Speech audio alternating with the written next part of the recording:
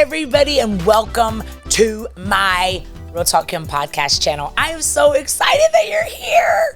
So listen, I don't know about you guys, but is it just me or is life flying? Like, we're already in the first week of December. How did that even happen? Here's my next question. Is your tree up? Some of y'all, it was the funniest thing watching on our on my news feeds in the last couple of months that y'all were putting trees up. Like, as soon as Halloween ended, y'all were putting trees up. And I love that because you can. One thing that I've learned in my life is that I'm grown and I can do whatever I want to do, right? Because I'm an adult.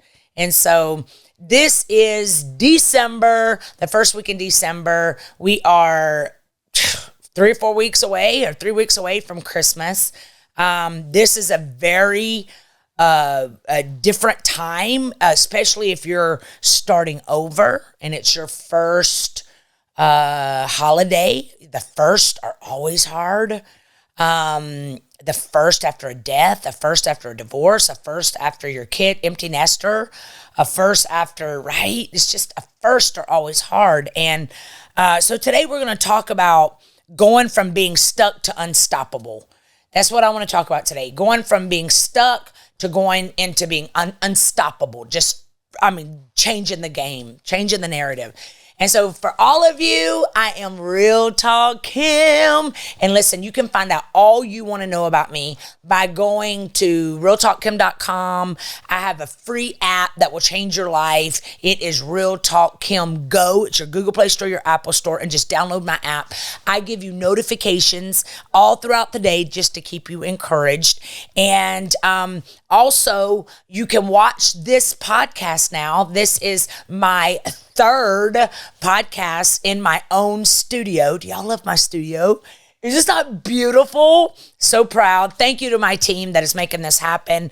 It takes a village for us to do all this stuff for you.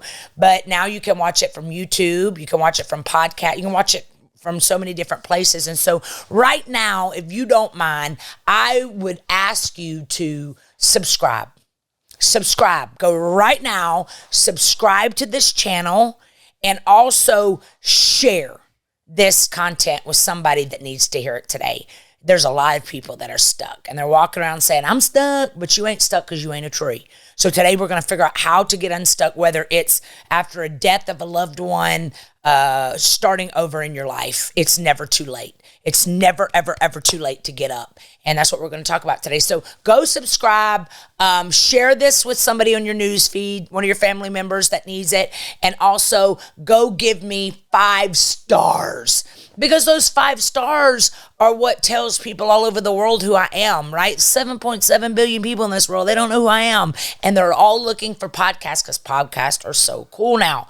So if you don't mind, do those things for me. I would greatly appreciate it. And I'm going to toss this right now to a commercial, and then I'll be right back to chop it up with you.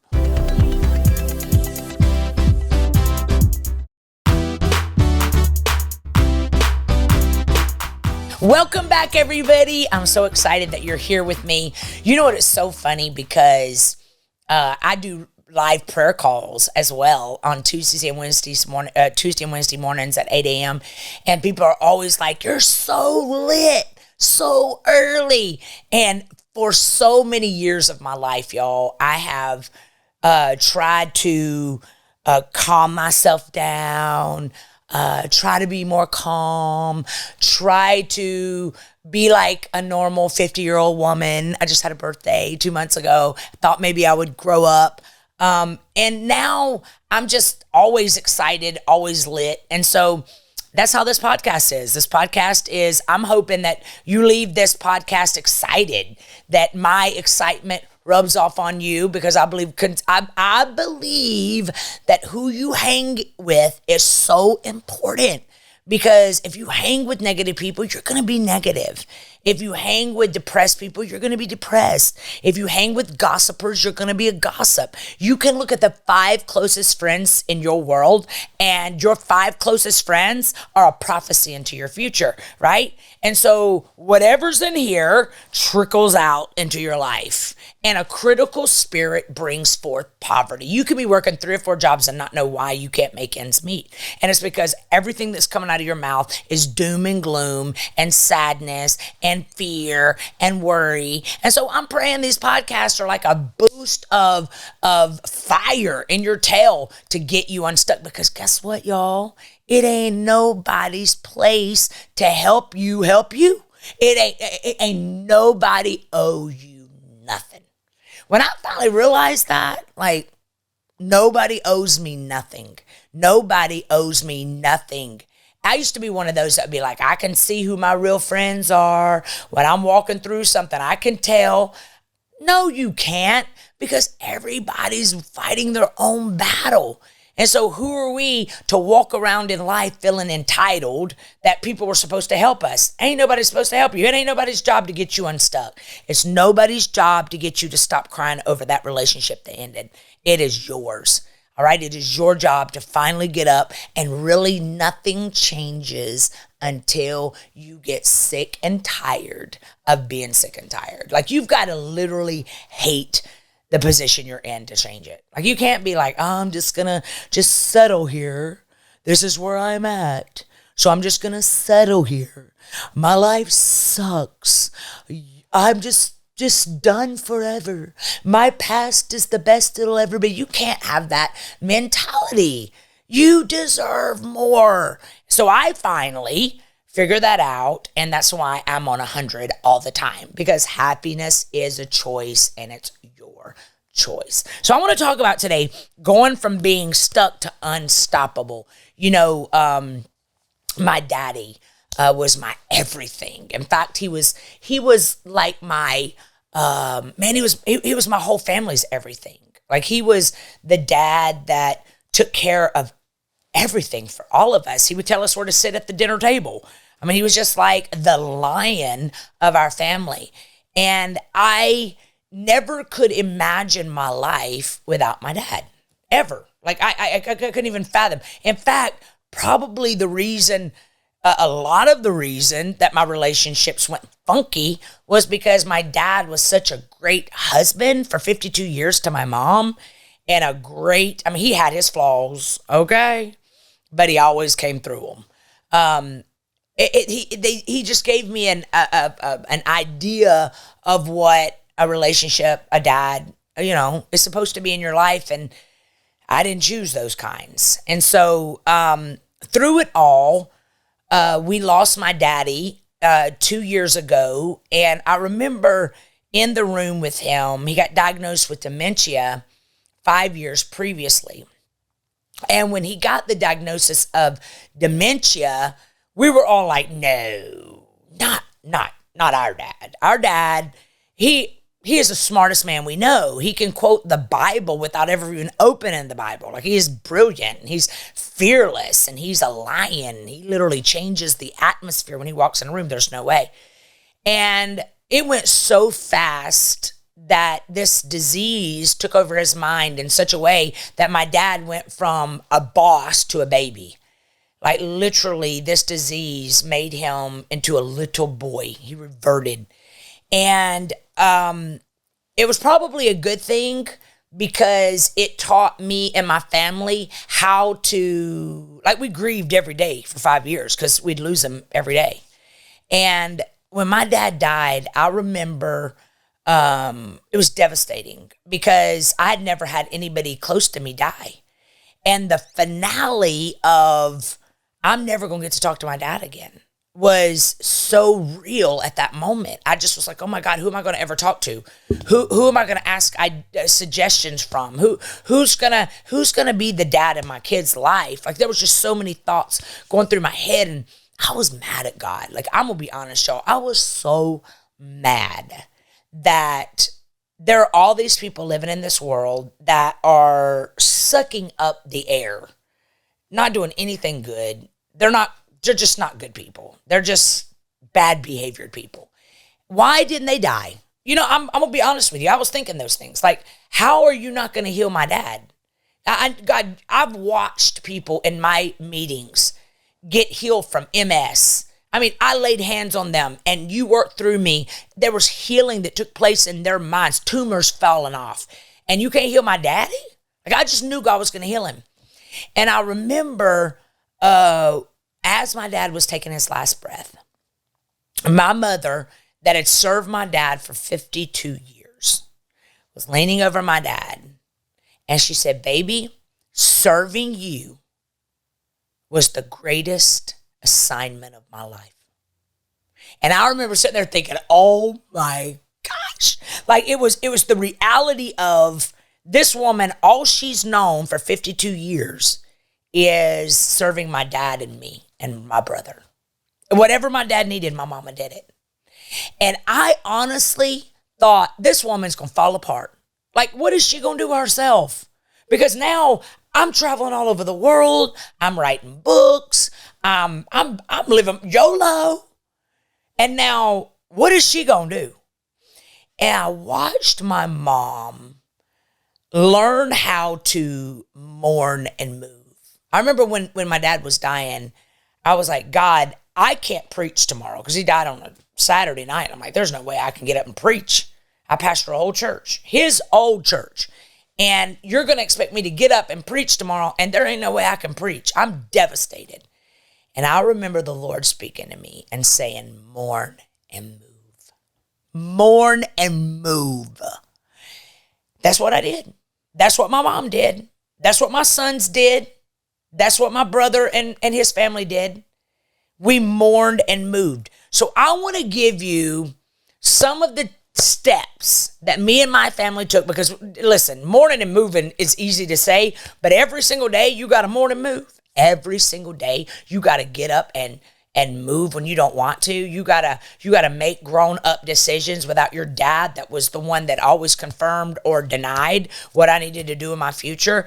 You got to learn how to mourn and move. And so I want to give you critical steps that me and my family took that enabled me, my sons, my mother, my brother, his family, to move forward in our lives that really it's going to help improve. It's going to help improve your life. Because the minute you realize they're not coming back and you have a legacy, this can go for divorce. This can go for starting over after you've been at a job for 38 years and that's all you've known and they let go of you, right? And now you got to start all over again. These are some critical steps that me and my family took that helped us recover beautifully. Does it still hurt? Yes. Do we still have moments and days where we grieve? Yes. Right? Here's one of the first steps we did. Are y'all ready for this? Allow yourself to grieve. You ain't all that big and bad, okay? Like y'all, this is for any relationship. This is for a loved one dying. This is for marriage dissolve, kids disowning you, whatever. Allow yourself to grieve. Grieving is normal. How and for how long you grieve is really an individual decision. Now, some of y'all been grieving for 12 years, 15 years, 5 years. Can't I suggest to you that your loved one would want you to live? I remember when here's how I did it. I would tell myself, I believe my dad died too soon. I believe this was a generational curse and this was untimely. I do. I feel like that he left too soon. He had so much to do still. And the way I processed it was I began to tell God, I want every person that my father was going to win to Jesus, I want to win them. Every platform stage that my daddy was going to stand on, I want to stand on it. Every new church location, he wanted to have churches all over Atlanta. That's why I'm opening churches all over Atlanta.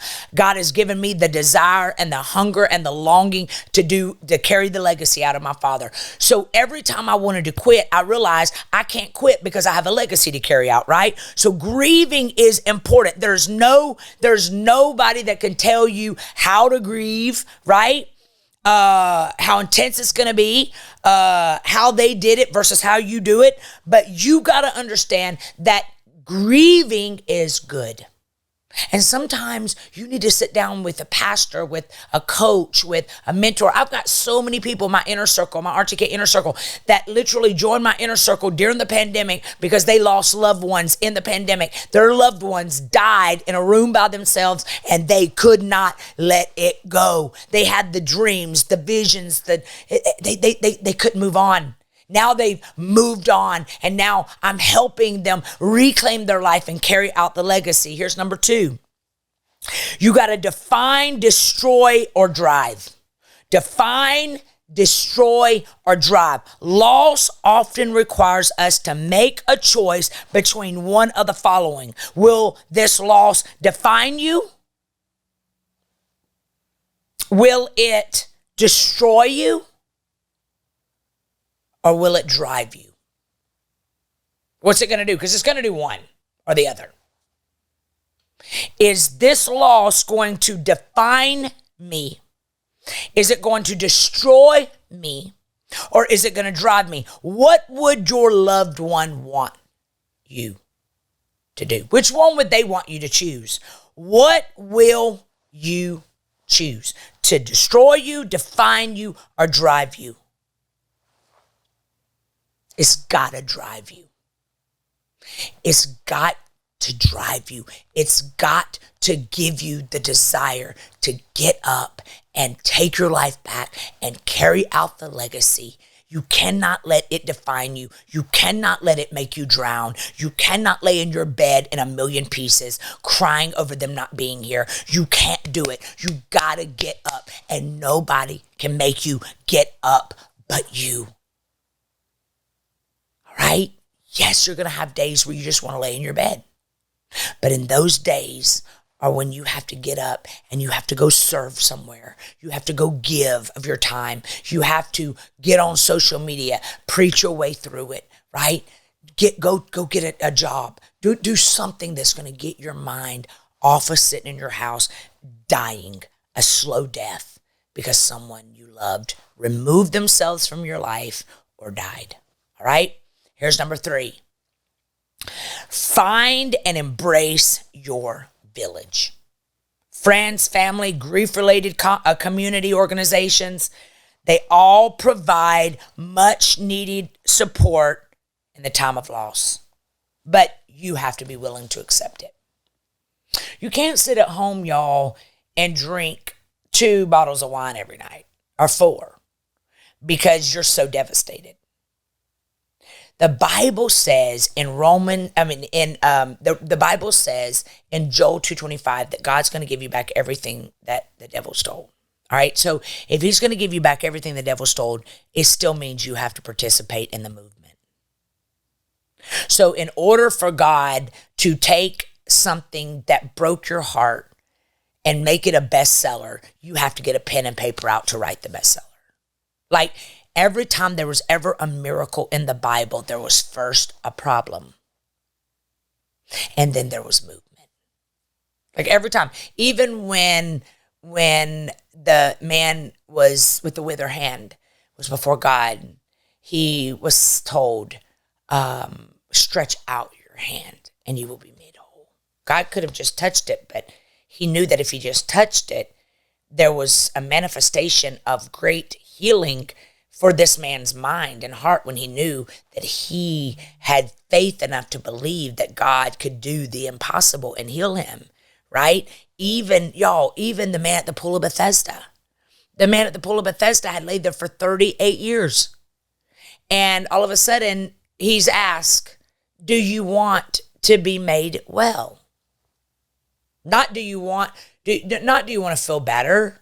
He was asked, do you want to be made well? Do you want to be healed? And the next part of what God said to him was, pick up your mat and walk. Like, dude, you're going to make me clean my room? You're literally going to make me get up, pick up my mat. I've been laying here for 38 years. Why had he been laying there for 38 years? Have you ever thought about that? Like, the Bible doesn't say that his limbs grew out, his hands grew out, his legs grew out. No. It says it says that literally he was told, pick up your mat and walk. He got up, took his mat and walked. That leads me to believe that there's something in this man's life that broke him for 38 years. His legs work, his arms work, but his mind told him it's over.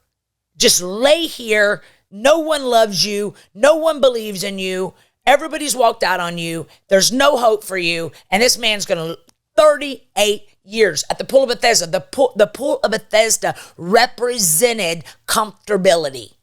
Around that pool was all kinds of people that were just like him, stuck at this pool, until one day he encountered a good father that found him and said, today, get up and walk. Could it have been that God knew that this was the right time for him? That's why God went and told him to pick up that mat and walk, because he knew this day that the man would be willing to have faith in his healing.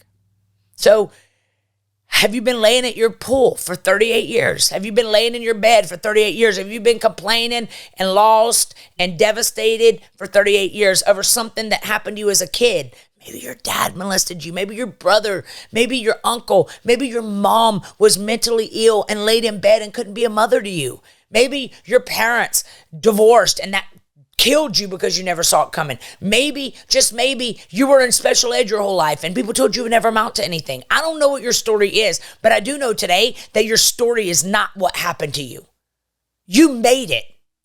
You made it. You are not that addiction. You are not that bad divorce. You are not what happened to you. That was an event that took place in your life. You are an overcomer. You are an overcomer. You are more than a conqueror. All right, so you got to get up today. That's the point. Here's another step. You got to avoid prolonged isolation. You know why God told him to take that mat up and walk? He told him to take that mat up and walk because he told him to clean his room. He told him because he knew that if he wouldn't have picked that mat up, that man would have went back because it was comfortable. Some of y'all need to burn some bridges today, because those bridges are gonna teach you not to go back to something you don't need to go back to in the first place. It's gonna show you to stop giving CPR to dead situations. It's gonna show you that you are more valuable than staying in a relationship broken with somebody that ain't fighting for you, that don't love you, that don't call you, that goes weeks without talking to you, and you're stuck on them. You're stuck on silly, basically. Today, let it go. Number 4, avoid prolonged isolation. Y'all, it's natural for you to want to grieve in silence. It's natural for you to want to cry a million tears when they walk out on you. It's natural to be simply alone, to want to be alone, to reflect on treasured memories. That's okay. But listen, alone time is something we all crave on occasion, even when we aren't dealing with loss. However, in time, strive to be in the company of others when it makes sense. Get in my inner circle. Find you a church. Get involved in a church. Do something that is going to force you to begin to live again. Get around people that will not enable you in that dysfunction. Get around people that look at you and say, I'm coming over. We're going to go eat together. As much as you hate it, stop letting yourself die a slow death. The goal is to ensure that you are not slipping into a state of loneliness, which when prolonged can lead to depression. That's right. Depression. Here's number 5. Set realistic goals for yourself. All right. Stop comparing yourself to people on social media. People only put up their highlight reels. Stop it. Set realistic goals. By being realistic, I mean anything that feels real for you. Don't worry about what everyone else thinks. What will you do with your loved one's possessions? Will anybody ever love me again? Should I keep my last name or should I change it? Should I Stop. Allow the process. All right? Allow yourself to begin to take baby steps to your new life and stop focusing on the devastation, right? Here's number 6. Get reacquainted with self-care.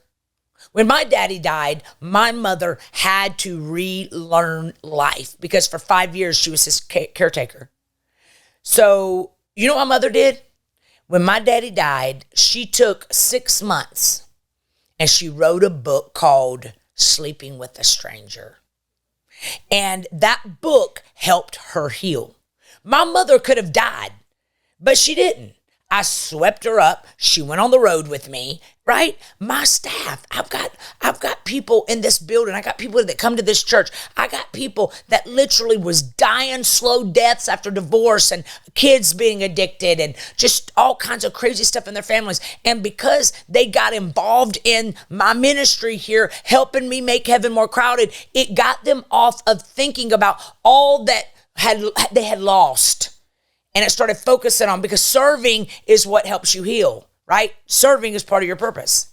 And so you got to get reacquainted with yourself, with self-care, because it's easy to overlook yourself. You got to be determined to live again, especially during this time of starting over. However, remember, when you are not taking care of yourself, everyone in your circle suffers. Kids suffer.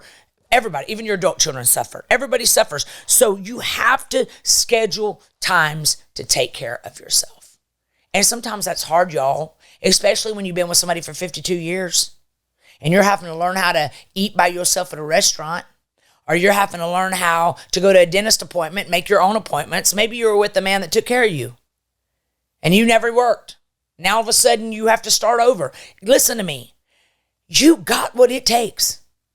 It is in you. Your best days are in front of you. So start. Even if you fall. I got a friend that was a caretaker her whole life, her entire life. And now she never even had a phone bill in her name.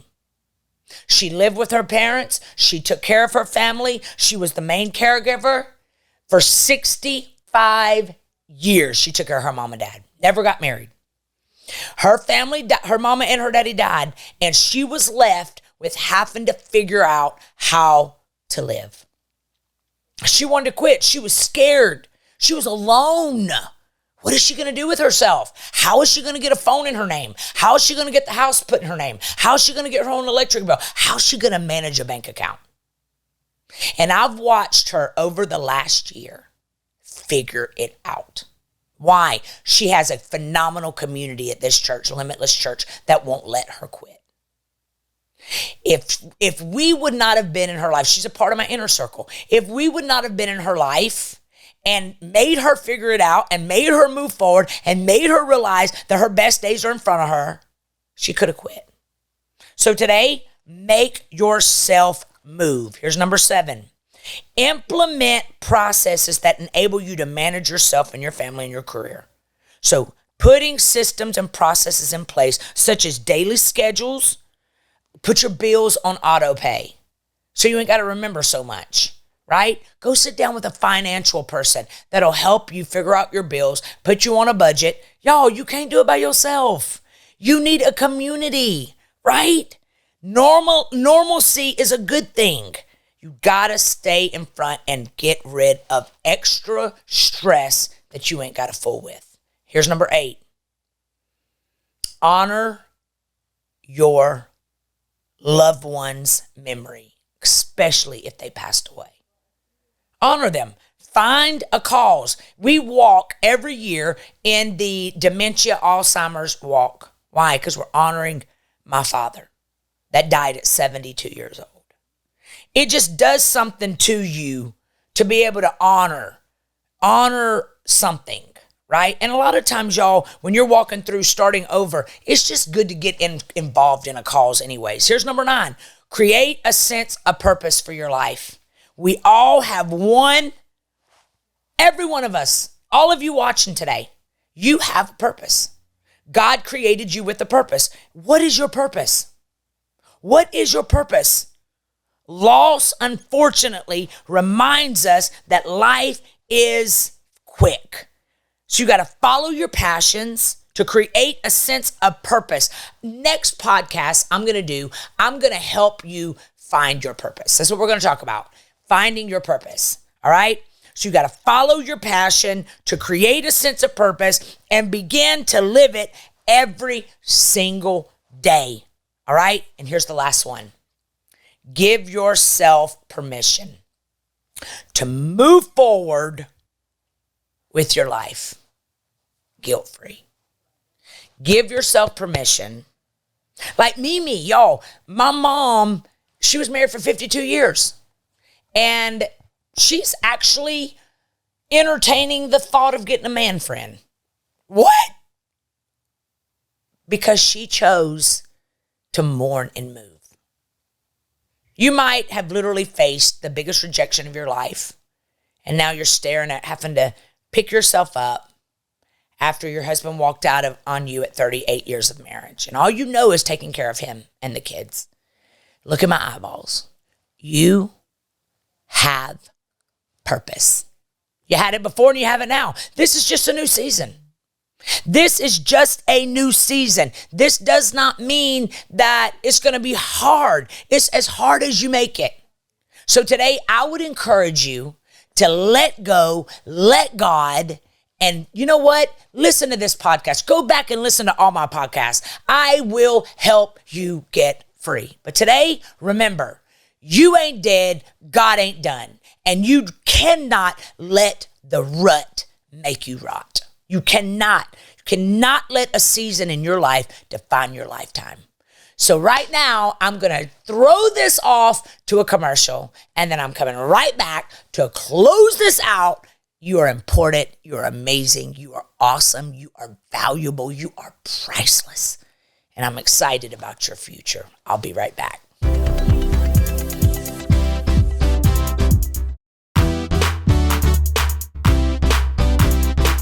Welcome back. I'm so excited that you've spent this time with me today. I really pray that every podcast you watch of mine is something that provokes a dream back in you. Because we all have dreams. We all have purpose. If anybody knows what it's like for failed dreams to wreak havoc in your life, it's me. One of the areas that always messes us up is because we're in a society that has rules of you should be married at this time, you should have kids at this time, you should own a house at this time. So it's really easy now because of social media to be putting yourself on these plans, these timelines. And when these timelines don't work the way that you timeline them, it's really, really easy to find yourself stuck. And when you get stuck, it's hard to find your way out. It really is. And it's really, really hard to find your way out when you've got kids to raise through the failed marriage or the grief of losing a loved one. It's really hard to find your way in the messy middle, how to move out of it. And so I believe that this podcast today, if you will allow it to just get down deep inside of you, God's going to give you some revelation that's going to let you realize that greater is He that is in you than he that is in the world. And that you are important and that you have a destiny and you have a future that's going to blow your mind. And you know what? You need to do it for your kids. You need to do it for your grandkids. You need to get up for your future today. All right? I want to pray for you. I love you. I'm believing in you. And I'm the president of your fan club today. I have your back, your front, your top, your bottom. I got you. I'm pulling you out of the depths of defeat today. Let me. And most of all, let God. Because God is the one that sent me here today to give you this word because He knew you needed a good swift kick to go forward. All right? Let me pray for you. Father, I just thank you right now for my incredible podcast family that, Lord, today somebody decided to get up. Somebody today decided to stop focusing on what failed and focus on their future. That somebody today realized that just because they felt broken didn't mean it was a bad thing, because you love to take broken things and make it beautiful. Like, without us being broken, we would never have needed to be fixed. Without that divorce, we would have never found out we're stronger than we thought. Without that death of a loved one, we would have never realized that we can make it through hard things. Without having to start all over again, we would have never gotten a job that put us in a position to be the first millionaire in our family, to write that book out of the pain. There's purpose in our pain. And so, Lord, I thank you today that you're igniting a fire on the inside of us and that you're radically changing us forever. December, the first week in December, by the time we get to 2023, on December the 31st, we will not be the same. That we will walk into 2023 busting open life. That we will walk into 2023 changed and radically doing things differently. So, Lord, I pray hope, peace, joy, and understanding and wisdom in my friends today. In Jesus' name, amen, amen, and amen. Man, I love y'all so much. Make sure that you're going to realtalkkim.com, subscribing, become a partner. Get on all my social media platforms. I'm on every platform, Real Talk Kim, Facebook, TikTok, Twitter, Instagram, all of it, you name it. My YouTube channel, Real Talk Kim. Y'all, stay connected. Subscribe to this podcast right here. You can carry me in your pocket. Sometimes you just need a season of somebody talking to you and reminding you of your destiny. I love you so much. If you're ever in Atlanta, I invite you to be a part of my church, Limitless Church, 1653 Highway 85 South, Fayetteville, Georgia, 30215. Also, go get in my mentorship program right now. You can also buy all these clothes on my website, realtalkkim.com. Be a part. I love you, and I will see you next week.